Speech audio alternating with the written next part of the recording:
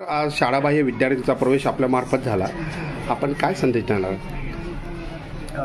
अहिल्यादेवी कन्या विद्यालय भुसावळ या शाळेतील श्री नाना पाटील सर गावामध्ये शाळाबाह्य संरक्षण निमित्त फिरत असताना त्यांना एक आदिती चव्हाण एक 14 वर्षीय वयोगटातली एक मुलगी आढळली.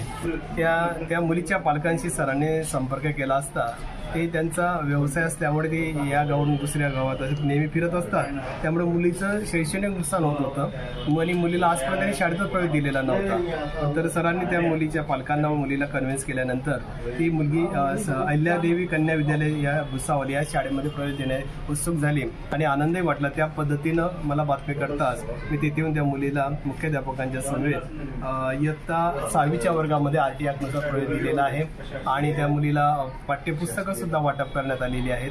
अतिशय मुलीच्या चेहऱ्यावरचा आनंद बघून अतिशय समोर तिचं जे शैक्षणिक वातावरण जे आहे ते कसं असू शकतं ते आजच मला कळलेलं आहे. त्यात प्रगती निश्चित होणार आहे आणि आई वडिलांची पण मी प्रत्यक्ष चर्चा केली. त्यावेळेस त्यांची पण इच्छा आहे की माझ्या मुलीनं खूप शिकावं, खूप मोठं व्हावं. त्या दृष्टीने त्यांनी आज प्रवेश चांगला झालेला आहे.